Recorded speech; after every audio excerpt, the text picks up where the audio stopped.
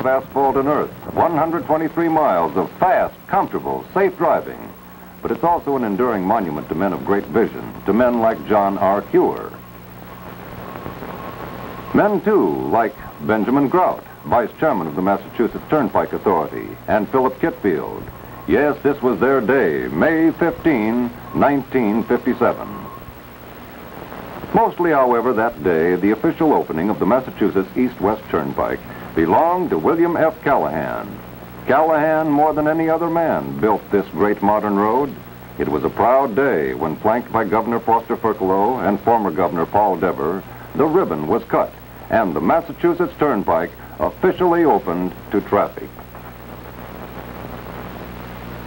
Truly, May the 15th, 1957, marked an historic moment for the Bay State. And a festive moment, too. Thousands of spectators cheered, augmenting the band's blaring notes of triumph. That first day was toll-free. It appeared that nearly every motorist in the whole state was out for a trial spin. From the driver's seat, this looked like the nearest thing to heaven on wheels. It was. 6 lanes, 3 in each direction, a highway miracle knifing through the natural beauty that is the heart of New England, cutting through rocks if need be. For the turnpike driver, gone is the congestion, the bumper-to-bumper crawling. Towns are brought nearer to the commuter, bypassed for cross-state traffic. The world's safest and most courteous man behind the wheel, America's truck driver, could now relax and enjoy his job. Over the turnpike, his increasing share of the nation's commerce moved swiftly and surely toward its destination. Hills were flattened, and gaps were bridged. Big bridges, little bridges, more than on any comparable highway in the United States. No bottlenecks, no stoplights, no busy intersections. And no hairpin turns. On the turnpike, the curves are wide and sweeping. More and more, the full import of this limited access superhighway is being realized. Springfield, once a 3-hour miserable trip, is now just 90 minutes from Route 128. Worcester, to all intents and purposes, has become Boston's next-door neighbor. 3 hours of comfortable driving now carries the motorist clear across the state of Massachusetts. Goods shipped from Chicago, Detroit, Cleveland, and Buffalo are now only overnight from the hub and the revitalized port of Boston. As straight, as safe, as comfortable and convenient as man's ingenuity could make it, the Massachusetts Turnpike stretches across the state like a life-giving artery, 123 miles of it, with 14 entrances and exits geared to any and all traffic and weather conditions. Inconvenience to property owners and cost to the builders were minimized by building wherever possible through worthless land such as this. To see why and how it was built, let's turn back the pages of time. For the past 20 years, each Massachusetts State Public Works Commissioner and each Public Safety Commissioner was plagued by Route 9's accident problem. This was the main highway to Worcester, Springfield, and New York. When it was built way back in the days of the old Boston and Worcester high-speed trolley line, this double-barreled road between Route 20 and Shrewsbury and Chestnut Hill was the showpiece of the Commonwealth. But it had not allowed for the amazing mushrooming of auto traffic. State police patrols toured the highway around the clock. But death also rode the highway 24 hours a day. Engineers installed traffic lights, eliminated crossovers, and striped Route 9 with luminous white paint. Flashing delineators rimmed the roadway fences and trees, and thousands of traffic signs warned motorists that danger lurked at every turn and intersection. But the safety devices did not check the death toll, nor decrease the number of collisions. 77 traffic control signals stopped and impeded motorists between Route 128 and the New York state line. There were 203 curves with a radius of only 1,000 feet, a sharp turn for every 2/3 of a mile. It seemed almost hard to believe that this narrow, twisting road was the main connection between Boston and the West. To get caught behind a truck here was to lose precious time, to say nothing of patience. These spectacular shots of trucks coming down Jacob's Ladder out of the Berkshires at dusk were beautiful indeed, but with a fatal sort of beauty. Most of the traffic from the Midwest had to come down this narrow, twisting highway, little more than a widened trail, tedious, sometimes dangerous. Many trucks didn't make it. And when this happened, it was a loss of time and money, as witness this driver contemplating 8 tons of scrambled eggs. At that, he was one of the lucky ones. Better to explain this to the boss than to wake up in the hospital and ask the doctor what happened. Some trucks and some drivers made their last run on this treacherous stretch of road. The toll in equipment and lives was grisly. On a cold, blustery day, January the 24th, 1955, Turnpike Chairman Callahan turned over the first spadeful of earth as city and town fathers, engineers, and safety officials took part in the ceremony. And then the earth-moving equipment moved in. But before the actual grading could be started, a right-of-way had to be laid out, obtained, and cleared. That, too, is part of the story. The Turnpike Authority engineers laid out the highway with a minimum of displacements. Over the great portion of its distance, the Turnpike runs where no road existed before. Obviously, some families had to be moved. This little lady feeding chickens on her father's farm was feeding chickens on a new farm shortly after these films were taken. In each case of property displacement, a fair market value was worked out. And where her father had once stored farm equipment or housed animals, the contractors moved in and earth-moving machinery was stockpiled. Here, an engineer points out to a road builder the boundaries of the new right-of-way. These beautiful pastoral scenes had to give way to man's progress, but the grazing cattle found a greener pasture elsewhere, while the dairy trucks, which moved the milk to market, now move over a new, modern highway. Buildings that could be salvaged were jacked up and moved elsewhere. Structures not worth saving were demolished or burned on the spot. Some of the farm buildings were so old that moving them was out of the question. Other buildings were on back roads or in spots so inaccessible that it was more efficient to demolish than to move them.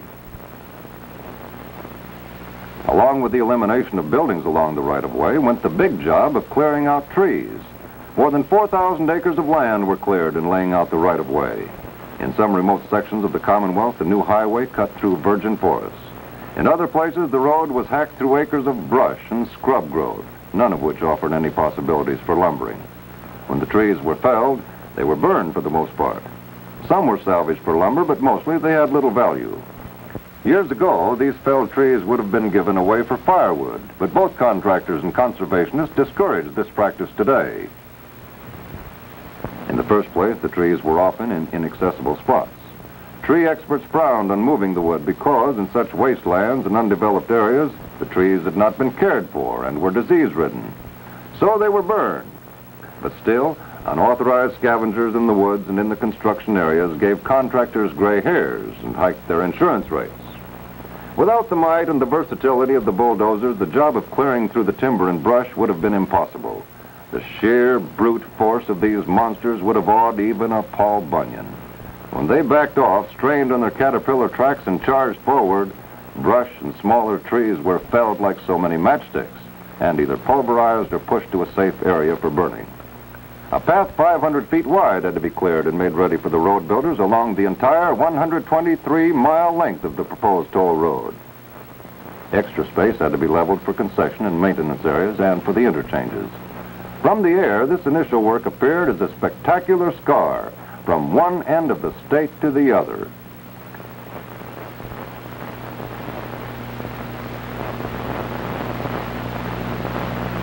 And then, skilled and daring men moved in. This iron worker guiding a giant beam into the channel for the power hammer is 65 years old, an expert in his line, his age proof that he's practiced safety on the job. Skillfully, he directs the operator of a 100-foot crane as the bulky 80-foot H-beam is set into position. Walking along a 10-inch beam 100 feet or more above the ground is safer than crossing a busy street, for an experienced steel worker, that is. Stone drillers are in constant danger of falling stones and boulders, and that stone dust can be deadly. Dynamite is harmless by comparison. And what more dangerous than a bulldozer on a cliff of loose sand? The backfire from an asphalt plant pours out intense heat and has scarred this operator with visual proof of the danger he works in. Yet he meets the challenge with a defiant grin. Tons of rock are loosened when ledges are blasted with giant dynamite charges, and no one can predict which way a rock will bounce. The flying, jagged fragments are as dangerous as shrapnel when the blast goes off. There were an average of 10 blasts a day during the year and a half of the Turnpike construction. And when a big power shovel casually drops a 5-ton boulder into a truck, the smart driver does just this. Men died building the Turnpike. Inanimate but costly machinery died too. Here, for example, is a $35,000 Euclid rock dump, totally destroyed by an accidental rock slide. Mishaps like this mean delays and headaches. And imagine how the contractor felt when this 4½ yard power shovel, value $150,000, was virtually destroyed by a premature dynamite blast buried under hundreds of tons of rock. As if that explosion of a whole field of dynamite charges, touched off by a freak Berkshire electrical storm, wasn't enough. There was also vandalism. This mobile crane plunged down a hill and was badly damaged because vandals released the brakes. Vandals also stripped engines, and they put water in gasoline tanks. Machines moving sand and gravel and rock stirred up huge clouds of dust. Dust which seeped into motors and engines and working parts of the road-building machinery, causing breakdowns and precious man-hours for in-the-field repair. Gears simply can take so much, no more, and sometimes even the mightiest of equipment gave out. Huge tires made of enough rubber to furnish the average motors with automobile tires during a lifetime were torn to shreds by sharp rocks. When breakdowns did occur, field repair units worked round the clock, for as many as 10 trucks and drivers were idled when a huge shovel like this was out of commission, and this Euclid truck suffered damage from a cave-in. Men and machines literally moved mountains and relocated rivers to build this highway. Here, men knocked down part of a mountain and fill a valley so that both became a huge plain. Moving the mountain was relatively simple when the mountain was basically sand or gravel. The power shovels took enormous bites out of the surface, deposited them into trucks, and the trucks dumped them elsewhere. Then strange contraptions called bottom dumps moved in, scooped up loads of sand and gravel, raced to the dump, and emptied the load by the simple expedient of opening the bottom of the vehicle without actually coming to a full stop. For hours on end, these machines never stopped. No need to stop for loading. They merely drop the scoop, growl along until the body is filled, then race away. A little slower while they loose the load, and then back for a refill. That word race has a particular and peculiar connotation to the road builder. Everything is a race against time. The Massachusetts Turnpike Authority set a target date at which time it hoped to open the road to public traffic. Every day's delay, yes, every hour's delay, meant another accident, perhaps another death, and mounting economic losses as the Bay State's lifeblood of traffic tried to flow through narrow arteries and strangled itself in bottlenecks that failed to expand to accommodate increasing traffic. Just as the Turnpike Authority set a target date for the opening, so too did the authority impose a limitation on the contractors who did the actual building. When the builders submitted contracts and sought the jobs on the basis of low bids, the specifications included penalties for the late completion of their contracts. Not only must the contractor forfeit hard cash for failure to complete his project on time, but the contractor had to pay his men for the hours they put in. Thus, if a contractor estimated that 100 men would do a job in 100 days, and during that period they would wear out 10 pieces of equipment, it followed that if it took those 100 men 110 days, he had 10 days extra salary to pay, and he'd worn out 11 pieces of equipment instead of 10. A 10-day time loss could easily cost a contractor $100,000. The race, therefore, was in grim earnest. In most cases, the contractor worked his equipment around the clock, with 3 separate shifts to man them during the 24 hours, and with huge repair units set up in the field to repair and service machinery and keep it working at top efficiency. Enough portable lighting was used in building this highway to floodlight every baseball diamond in Massachusetts. Still, there were inevitable delays. This mountain of sand near Lee had to be moved back when Chairman Callahan feared that some freak landslide might send it cascading down into the village. In another spot in the Berkshires, more than 100 miles from Boston Bay, a road builder uncovered a glacial deposit of very fine sand. Sand which obviously had been washed into its present location by ocean waves 1 million or more years ago. Teams of bulldozers plowed through and over these glacial deposits, shifting sands, yes, changing an entire landscape to level a grade for man's blueprinted dream. The more risky jobs were done entirely by volunteers. But men and machines reshaped in a matter of months what it had taken nature thousands of years to build. Huge earth-moving equipment with mammoth tires navigated steep, rough hills like tanks, moving where no car would dare venture. The Herculean task of moving mountains of sand and gravel from one spot to another was child's play compared to building a grade through ledges of solid rock. Here, for example, where the Turnpike was hacked right out of the side of a mountain, high above the Westfield River Valley, it took more than machinery. It took power, raw power. It took the tremendous force of nature itself compressed and utilized in the form of dynamite. To blast and hack a 100-foot wide shelf on a mountainside required first of all gangs of wagon drillers. And there was assembled at this site the largest concentration of rock drills ever seen in Massachusetts. Skilled workers riddled the solid granite with holes, some as much as 30 feet deep, so that dynamite and fuses could be tamped in, then touched off with an electrical charge to blast a path through the rock ledge. It was hard work, yes, hard and dangerous. Now notice here that the power shovel in the background is working down behind the men. Where that shovel is now standing demonstrates how deep the holes had to be drilled. That, in other words, was the level of this day's blast. And these men are drilling close under the cliff. They have to get under there so that the explosion will make a clean-cut corner at the vertical cliff and the horizontal ledge. A dozen types of drills were needed, the old pneumatic man-killers right up to 6-inch portable giants. And no matter what kind of drill was used, it was a rough job. The stone dust is deadly, clogging the eyes, throat, and lungs of the workers, and permeating the gears and other moving parts of machinery. This was by far the dirtiest and one of the most dangerous jobs on the whole project, with the swirling dust sometimes so dense it was impossible to see the workmen.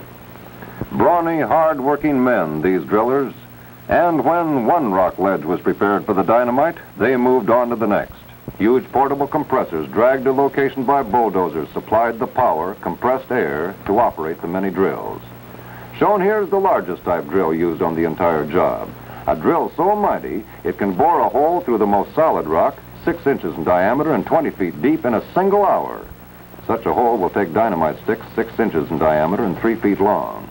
The din set up by this monster is terrific, precluding anything like conversation until the job is done. But when you're in a hurry to remove a hill, talk can wait, and noisy, efficient equipment like this is a must.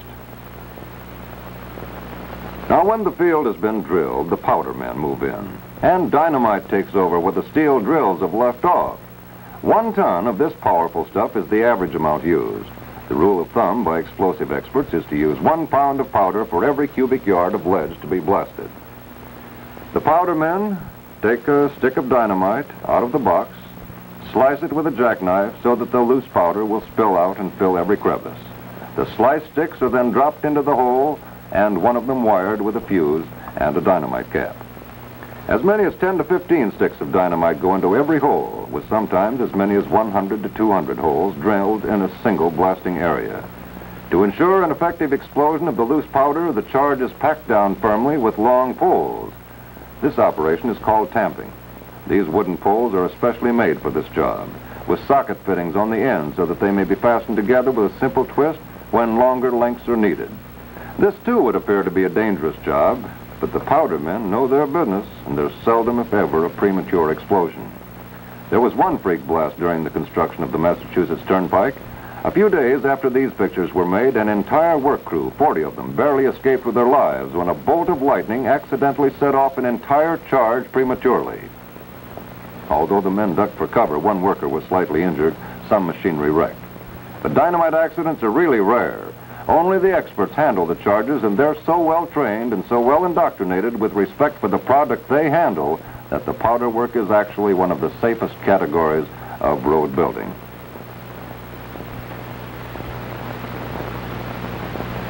When the drill holes have been filled and wired together for the blast, all men and equipment are evacuated to a safe area. This is the last picture made of this huge $150,000 power shovel before it was almost totally destroyed by the freak blast mentioned a moment ago. All equipment used in the area is moved to a predetermined spot, and there parked with windshields, headlights, and other glass facing away from the concussion. Sometimes rock fragments are hurled incredible distances. Now the master wire is connected to the charge-filled holes, and spotters mount observation points on the hilltops. And when the all-clear is given, the whistle shrieks a long, steady warning blast, and the foreman drives home the plunger. The tortured earth groans and roars, and the very floor of the ledge rises, filling the earth and the air with flying debris and choking dust. But the blast has accomplished its purpose. And when the dust clears, the big power shovels, the bulldozers, and the dump trucks move in. What was solid rock is now fragmentized and loosened down to workable size. Here's an example of good fragmentation, when the floor to which the holes were drilled was reasonably level and the blast successful. The pieces of rock are small, valuable for fill, and the removal will be a speedy job. When these big shovels rent for as much as $500 a day, and when each shovel services 10 to 15 dumps, it's music to the contractor's ear when the Big Dipper drops load after load with a steady rhythm. By contrast, this is an example of poor fragmentation. Here, power shovels are called upon to move boulders weighing up to several tons. They have to fight for every stone they pick up. Naturally, it's hard on the equipment, with snapped cables and stripped clutches resulting. The rock itself, in this case, is sheer waste.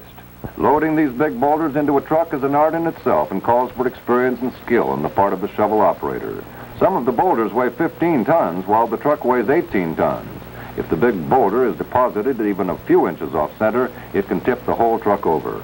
And if the shovel released its mammoth load too soon, the force of the impact could crack the frame of the truck and put it out of commission. Now, watch the front wheels of this 25-ton dump truck. They come right off the ground as the boulder drops into place just a little off center. Another 6 inches back and the big dump would have been flipped upside down. It's off to the waste area with that useless hunk of granite to dump what couldn't be used in the building of a highway. And this is one of the largest of the many waste areas which line the construction job. Any rock more than 2 feet in diameter just can't be compacted well for fill. It's like putting a pebble under a linoleum.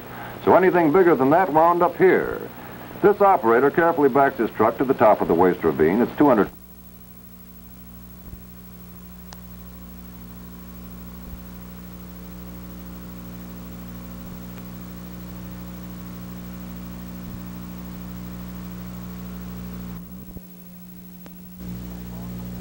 That wound up here.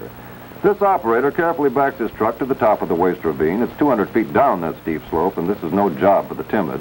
The driver gets positioned, sets the dump body on automatic lift, then jumps for his life.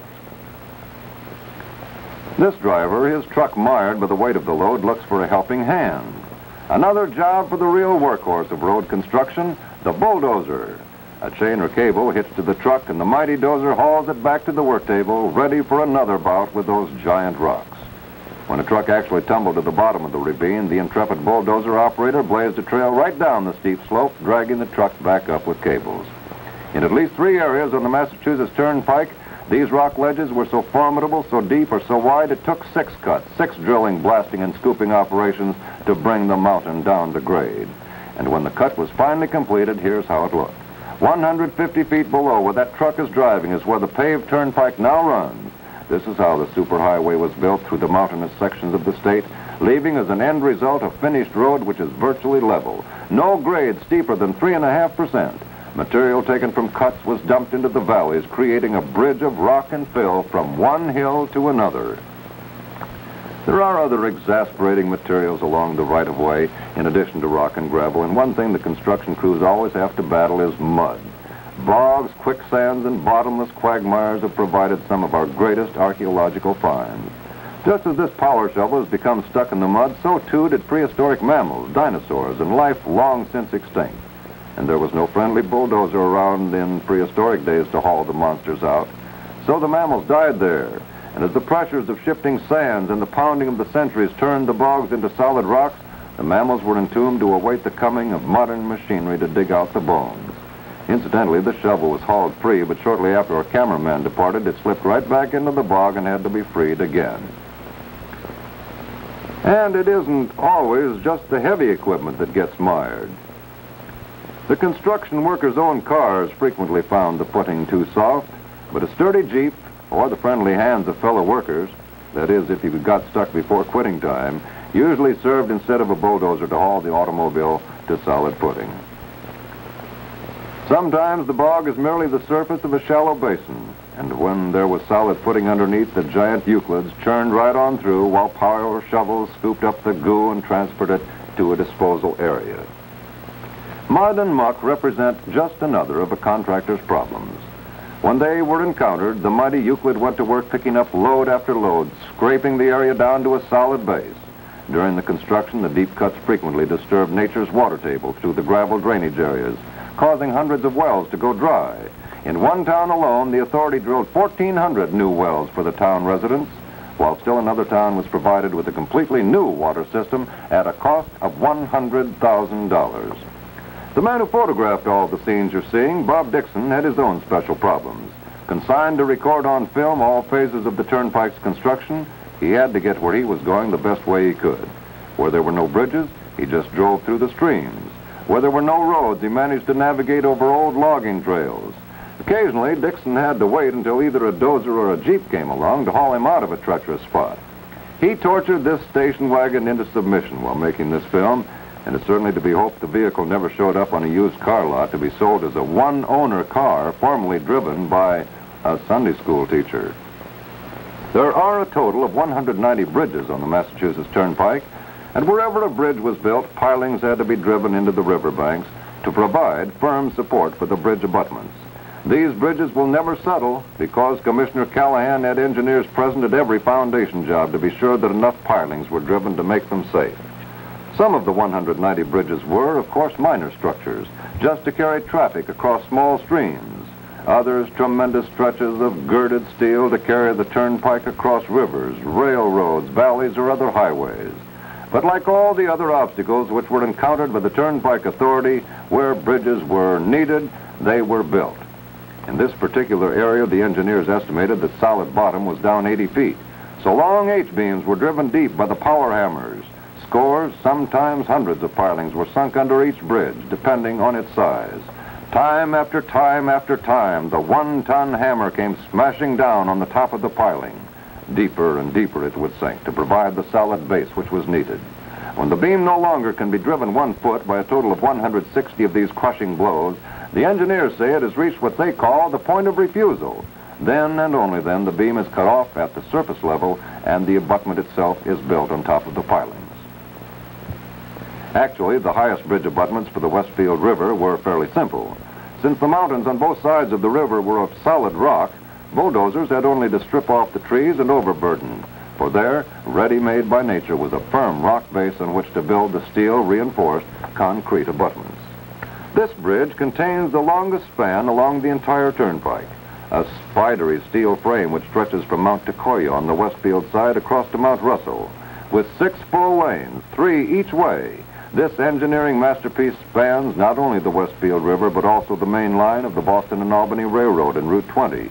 In fact, that truck is bound for Albany along Route 20, and it's here that the turnpike passes high above the old road, replacing it as the chief connecting link from Boston to the west. The workers had an excellent safety record on this dangerous job. Despite the fact it was a high steel erection, and despite the elements of wind and ice, this $3 million bridge was completed without a single fatality.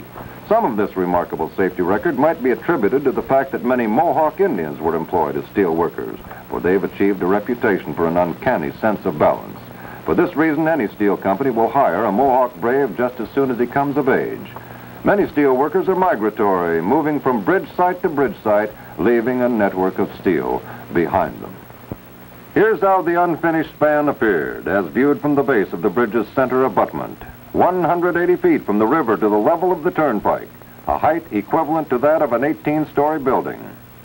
Looking from the Westfield side, it reaches 1,585 feet across to Russell. This span saves a tortuous 8-mile drive along the old road. It was very costly building a turnpike through the Berkshires, and the return in tolls was expected to be small in comparison to the building costs.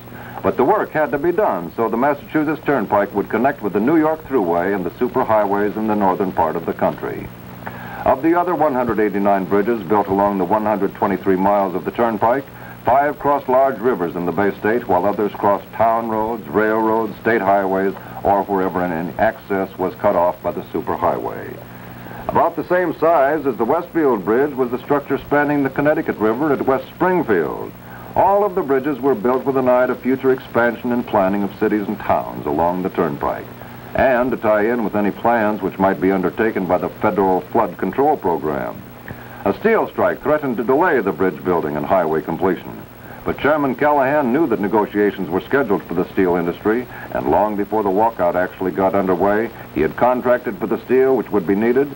And as the situation in the nation's giant steel mills became more and more uneasy, Callahan wheedled, cajoled, and even threatened where necessary, managing to get most of his steel delivered, at least to the railheads, before the actual work stoppage occurred. As a result, there was a minimum of delay from this quarter. These queer-looking footbridges zigzag across the Turnpike at Lee. They're a part of the Appalachian Trail, and to satisfy hikers, they had to traverse the original paths worn into the hills by Indians. When the great glaciers moved across New England thousands of years ago, they moved from north to south and receded over the same trails. Thus, New England's drainage moves from north to south, and the construction of the Turnpike across Massachusetts would act as a huge dam, were it not for the bridges and culverts that carry the waters under the roadway and toward the ocean. Some of these culverts are perfectly capable of accommodating an automobile or even a small truck. Normally, there's only an inch or two of water to dampen the bottoms, and in dry seasons there may not be any moisture. But in the spring in New England, melting snows transform placid brooks into raging rivers. In the Berkshires, sudden summer thunderstorms send tons of water crashing along dry gullies. Roaring walls of water would tear the roadbed to pieces were it not for these culverts. Our cameraman has caught the beauty of these passageways beneath the Turnpike, but they weren't created for beauty. They are safety valves strategically placed to perform a most vital purpose, varying in size from a mere 12 inches to 40 feet in diameter. The grade has been completed, bridges built, culverts constructed, but you still have only a gash on the face of the map. Before this raw blotch on the map can become an efficient traffic conveyor, you must have a smooth surface. A surface which will be impervious to weather and on which rubber tires can revolve at high speed to propel the motor vehicles from here to there and back again. The Massachusetts Turnpike has a smooth, long-wearing surface of bituminous concrete that will resist the New England frosts and hold its shape under the broiling heat of the summer sun. Laying that surface takes skill and experience, and the ingredient which is the keynote of the Turnpike, speed. In this instance, the hot topping evolved into a two-way race, a race against the clock and a race against the calendar. In the first place, to be smoothly and efficiently molded to the grade, that hot top must be really hot when it's ironed out by the giant road rollers. The contractor must know exactly how far his trucks can carry the mix and still maintain its temperature. He doubles the maximum distance allowed by the time element, and he sets up his plant squarely in the middle of that distance. Thus, truck drivers can speed the perishable load to either end of the allotted distance and within the allotted space of time. Road working equipment contains two-way radio phones, and the foreman can keep the plant operator informed of exactly when and where to send the next truck. They averaged about 3 miles a day of this hot topping. No pharmacist's prescription is ever concocted more carefully than this hot mix. Exact amounts of various types of sands, gravels, minerals, and chemicals are fed into the revolving drums and melted under tremendous heat until they become a molten mass. The finished surface must have the wearing qualities of steel, but maintain the resiliency of rubber. When a heavy truck rolls over a stone or piece of wood or other obstacle on the highway, the wheel will batter the roadway with a striking force of 20 tons or more. A highway surface must be constructed to take this beating. The second barrel of this double-barreled race is the race against the calendar. Each degree that the mercury drops reduces the distance that the trucks can transport the hot mix and still have it workable. As soon as the mercury reaches 35 degrees, the laying of the hot top must cease. A touch of frost in the mixture and it becomes crumbly, inefficient, wasteful. Winter comes early in the Berkshires and spring can be late. So the race is to get that surface laid and smooth and ready for traffic before the mercury hits the freezing mark, and before snow halts the trucks and the spreaders and the rollers. Every foot of the hot top must be completed. The Massachusetts Turnpike is a limited access toll road. There's no place for detours. Even if traffic could have been detoured around some unfinished area, the motorist and the authority would have been right back where we started. The detour would be the bottleneck that the toll road was constructed to eliminate. So the road builders raced against the clock to get the macadam ribbon completed from Route 128 in the east to the New York state line in the west before the mercury dropped and the snows came. But in spite of all his successes, man has not completely conquered nature, and this time the old gal had her laugh. The race was lost. Winter roared in early that fall, and the opening of the Turnpike, scheduled for November of 1956, had to be postponed until May of 1957. It was a heartbreaking defeat for the road builders who almost beat the clock, almost but not quite. And like all economic setbacks, it was a costly defeat. Whole fleets of trucks immobilized until spring melted the snows and the sun brought the frost out of the gravel roads so that it was safe to renew the hot topping. The cooking plants were shut down, their operators idled. The road rollers and the spreaders and the graders lined up along the right-of-way, a mechanized army immobilized by the mercury. Only a skeleton crew remained. For them, a boy sliding down with a bucket of hot coffee was a most welcome sight. Building a turnpike is not enough. It must also be maintained and patrolled. 5 maintenance plants have been erected along the pike, each connected with microwave radio system. Whole fleets of snowplows and sanders are ready to go into action at a moment's notice. Emergency repair units can be dispatched to aid a distressed motorist by radio, and mileposts mark each of the 123 miles so that radio dispatchers can direct repair cars to the motorist without loss of time and trouble.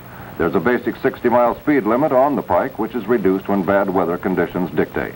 In fact, the maintenance crews can cope with anything almost except a mirage, and there are mirages. Watch this car disappear into one.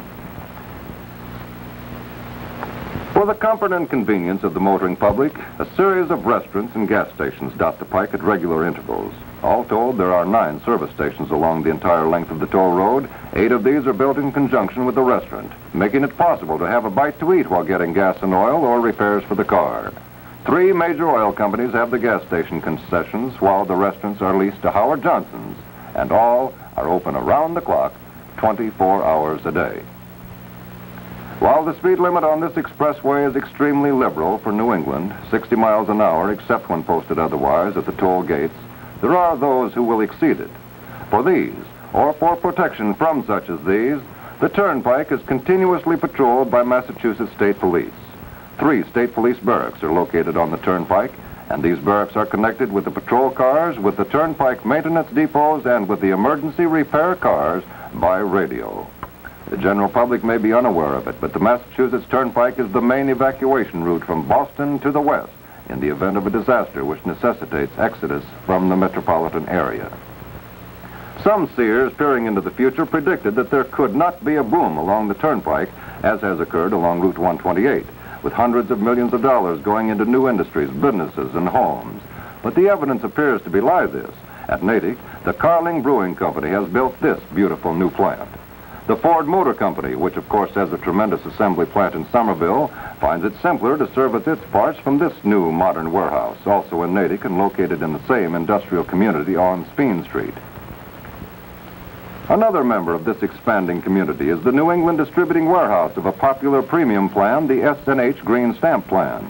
These big plants make sure that the Turnpike will be built before locating where they did. And adjacent to these buildings is the plant of the Best Packs Box Company, specialists in packaging, the main contributing factor of all this new building around the Natick interchange, of course, the Turnpike. And another neighbor is the warehouse of the Aluminum Cooking Utensil Company. These firms find it expedient to ship in and out of New England, then distribute their products from this Natick Industrial Park. Heavy industry finds the new pike a godsend. The Wyman Gordon Company plant at Millbury is one of these. This plant, owned by the U.S. Air Force, is internationally famous.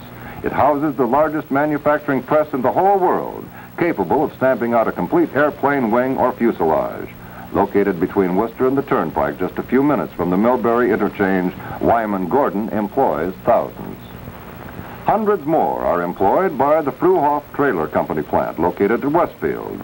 Fruhoff has more than a passing interest in the Turnpike because the construction of roads such as this expands the use of Fruhoff trailers. Viewed here are the sea-land trailers specially designed for transocean and Turnpike travel. Westinghouse Electric Corporation, one of the nation's great industries, has a large plant at East Springfield. The Monsanto Chemical Company, the world's largest, is expanding its operations adjacent to the Turnpike in Chicopee.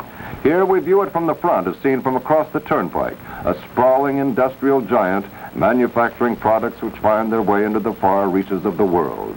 From another vantage point, we see Monsanto's huge parking lot, filled with row upon row of shining cars. Where industry thrives, the whole community benefits. Good wages mean more homes, more food and clothing purchased, and more money in taxes to local and federal governments. This familiar trademark, of course, denotes the plant of the General Electric Company. Located in Pittsfield, General Electric is the biggest industry in that city, the backbone of its economy. One of the greatest benefits which the Turnpike can have is to bring new and varied industries to the communities it serves. The more industries and plants, the more people gainfully employed, and the more stable the economy. At the Lee Interchange, a steel mill is going full blast, its shipping problems reduced materially by the Turnpike. An old established industry, the Wickwire Spencer Wire Company, is located at Palmer. And this truck, which has just left the plant loaded with General Motors valve springs, has but an overnight drive to its destination. Wickwire Spencer is the world's largest manufacturer of wire cable. Before the Turnpike was built, the company's trucks would have been virtually crawling over these antiquated trails. With this evidence before us, the prophet who says there will be no great industrial boom along the Turnpike may be brave, but he is also like the ostrich hiding his head in the sand. Men of vision and industry are already matching their foresightedness with that of the men who built this highway of tomorrow. Work is going along at full speed on new and vast industrial sites at Sturbridge, Natick, Framingham, Chicopee, and elsewhere along the pike. Upon completion of the New York State Thruway, truckers or businessmen can move from the Atlantic Ocean in the east to the heart of Wisconsin, over express highways that link every major city from Milwaukee to Boston.